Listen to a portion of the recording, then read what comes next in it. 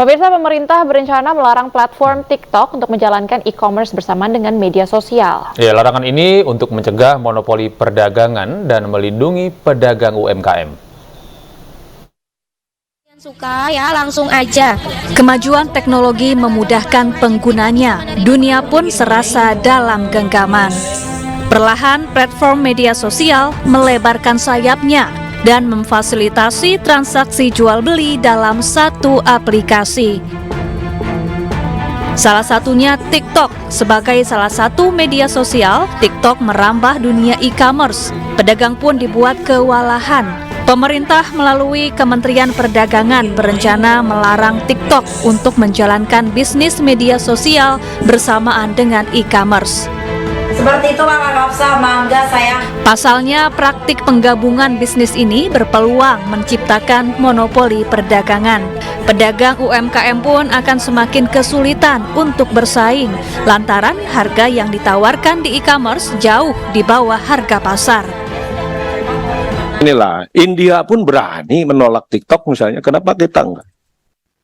Gitu, Amerika juga melarang TikTok misalnya untuk enggak, jualannya boleh, tapi nggak boleh disatukan dengan media sosial.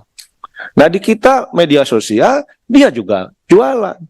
Padahal kita tahu dari survei, dari riset, orang belanja di online itu dinavigasi, dipengaruhi oleh perbincangan di media sosial. Nah ini satu. Nah apalagi nanti payment systemnya sama sekarang sedang diusulkan, pembiayaan semua, logistiknya mereka semua, ini namanya monopoli. Nantinya pemerintah juga akan mengatur cross-border e-commerce di mana retail luar negeri tidak boleh menjual produknya langsung ke konsumen. Mereka harus melewati mekanisme impor biasa sebelum menjual barangnya di pasar digital Indonesia. Tim Liputan iNews melaporkan. Ya, pemirsa, sejumlah pedagang di Pasar Tanah Abang Blok A mengaku pendapatannya anjlok sejak beberapa bulan terakhir. Salah satu sebabnya karena tak mampu bersaing dengan produk yang dijual di platform online. Sudah sejak lama pedagang Tanah Abang alami penurunan omset bahkan bisa mencapai 75%. Ditaksir oleh beberapa pedagang, penurunan omset akan terjadi secara permanen. Sebab tren pembelian konsumer mulai bergeser ke e-commerce atau berbelanja secara online. Dampak dari sepinya konsumen di Tanah Abang ini juga dirasakan oleh tukang parkir, pegawai, pedagang, hingga kuli panggul. Menteri Koperasi dan Usaha Kecil dan Menengah, Teten Mas Duki pun berjanji akan mengatur arus barang masuk dari luar negeri ke Indonesia. Dijual oleh mereka tidak bisa bersaing. Karena ada produk-produk impor yang dijual yang harganya sangat murah sekali. Ya, apakah produk-produk yang barang-barang consumer good yang masuk ke Indonesia ini ilegal, ya, atau memang kita terlalu rendah menerapkan tarif. Ya pemirsa, sepinya jual beli Tanah Abang tidak hanya berdampak kepada pedagang, akan tetapi juga berdampak kepada profesi kuli panggul. Untuk mengetahui informasi lebih lanjut, kita telah terhubung dengan rekan Putu Bagus di Pasar Tanah Abang, Jakarta Pusat. Halo, selamat siang Putu. Semenjak berkurangnya aktivitas jual beli di Pasar Tanah Abang ini, bagaimana kondisi para kuli panggul di tempat Anda melaporkan saat ini? Ya baik, selamat siang Gede, Baby dan juga pemirsa. Saat ini saya berada di salah satu pasar grosir terbesar di kawasan Asia Tenggara. Memang seperti yang sudah disampaikan bahwa Pasar Tanah Abang ini mengalami penurunan yang cukup signifikan dari jumlah pembeli. Dan hal ini pun sangat disayangkan, tidak hanya dari para pedagang namun dari porter atau yang biasa kita kenal dengan sebutan kuli panggul ini mengalami dampak yang cukup signifikan begitu. Dan sepinya Pasar Tanah Abang ini tentu menjadi sorotan, tidak hanya menjadi sorotan pemerintah namun juga masyarakat kecil. Dan dugaan utama penyebab pasar grosir ini sepi karena memang produk dalam negeri ini kalah bersaing dengan produk-produk impor. Seperti yang kita ketahui bahwa memang untuk saat ini maraknya penjualan online di beberapa platform e-commerce, dan hal ini pun sangat berdampak kepada beberapa masyarakat kecil di antaranya. Dan memang untuk mengetahui bagaimana keluh kesah dari para masyarakat yang memang berada di Pasar Tanah Abang ini, kami akan mengajak para pemirsa ini untuk mewawancarai, untuk mengenal lebih lanjut atau untuk mengetahui situasi secara pasti. Dan sekarang sudah bersama dengan kami. Selamat siang Bapak, bisa dikenalkan Bapak namanya siapa dan sudah berapa lama menjadi porter di sini Bapak? Oke, siap. Saya di sini udah ada 20 tahun.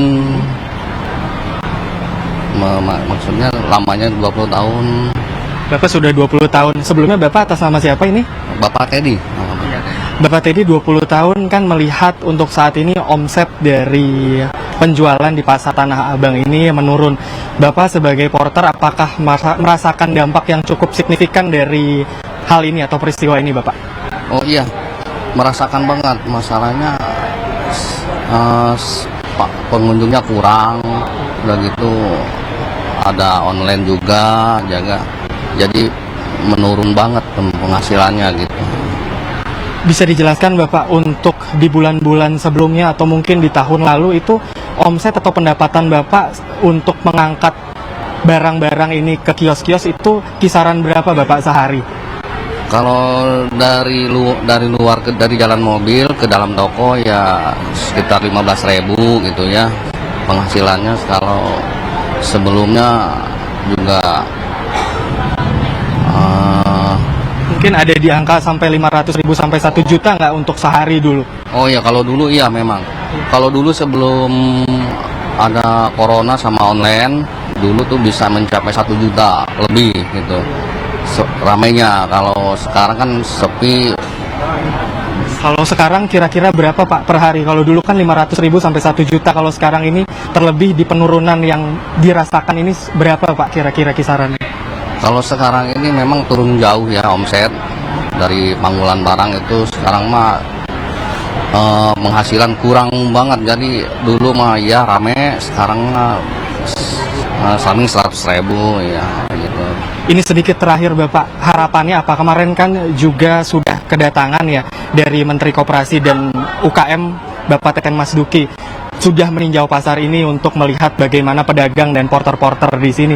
Ini Bapak berharap seperti apa untuk kedepannya agar Pasar Tanah Abang ini bisa ramai seperti sedia kala? Harapannya sih pengen pulih kembali ya seperti biasa, rakyat kecil model porter diperhatikan. Mungkin online dibatasi atau seperti apa? Online juga dibatalkan ya, soalnya online juga ngaruh juga. Masalahnya kan biasa porter yang manggul jadi online yang manggul gitu ya. Oke, baik Bapak, terima kasih atas waktunya. Semoga sehat selalu Bapak ya. Iya. Ya baik, Gede, Baby dan juga pemirsa, itulah hasil perbincangan kami dengan salah satu porter atau yang biasa dikenal dengan istilah kuli panggul. Dan memang mereka merasakan dampak yang cukup signifikan dari kekurangan pembeli di Pasar Tanah Abang ini. Tidak hanya dari para pedagang, namun masyarakat kecil yang lainnya juga merasakan dampak yang sama. Maka dari itu, jika kami simpulkan dari hasil wawancara kami tadi, para porter ini berharap agar mereka bisa mendapatkan keadilan begitu. Memang kemarin juga sudah disampaikan oleh Menteri UKM yakni Teten Mas Duki yang akan meninjau pasar ini seperti sedia kala supaya mereka bisa mendapatkan pelajaran-pelajaran untuk bisa memasarkan secara online sehingga mereka tidak kalah persaingannya dengan produk-produk dari luar negeri begitu. Sekian kami kembalikan ke Anda, Gede dan juga Baby. Iya, baik, terima kasih Putu Bagus atas informasi Anda langsung dari Pasar Tanah Abang, Jakarta Pusat. Dan memang kemudahan yang ditawarkan oleh TikTok ini ternyata membawa dampak langsung. Saya tadi coba untuk berbelanja hanya membutuhkan waktu tidak lebih dari 5 menit rasanya. Betul sekali, tadi saya saksinya bisa langsung bertransaksi dengan berbelanja. cukup mudah dengan diskon yang sangat menggiurkan. Ini memang cukup berbahaya bagi pelaku UMKM yang memang tidak membekali diri dan tidak ikut dalam program-program ini. Betul sekali. Dan akhirnya juga maka dari itu ya, pasar-pasar ini akhirnya jadi sepi karena orang-orang mencari diskon dan instan, hanya tunggu di rumah nanti barangnya sudah sampai. Betul. Baik, pemirsa, kita lanjut lagi ke informasi selanjutnya. Jeritan pedagang offline juga dialami pedagang pakaian di Pasar Beringharjo, Yogyakarta. Penurunan pendapatan terjadi sejak pandemi melanda hingga saat ini.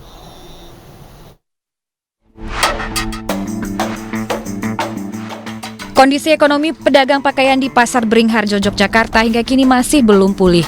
Penurunan omset terus terjadi sejak pandemi Covid bahkan hingga saat ini. Pendapatan pedagang semakin menurun karena kini mereka harus bersaing dengan pedagang online yang kian menjamur. Penjualannya sih ya hampir 50% Mas turunnya. Turunnya? Iya. Rata-rata? Sehari itu dapat 500.000 aja udah bersyukur ya. Di online itu banyak promo-promo, jadi orang semakin, konsumen itu semakin dienakkan lah istilahnya gitu kan. Jadi mereka juga semakin terbiasa, terus kepenak dengan hal seperti itu. Maksudnya otomatis pasar ya kena imbasnya lah. Berbelanja secara online saat ini disukai masyarakat karena praktis dan ekonomis. Namun, tren pasar digital juga mengancam kelangsungan pedagang offline di pasar-pasar konvensional. Dari Yogyakarta, Gali Wisma, iNews melaporkan.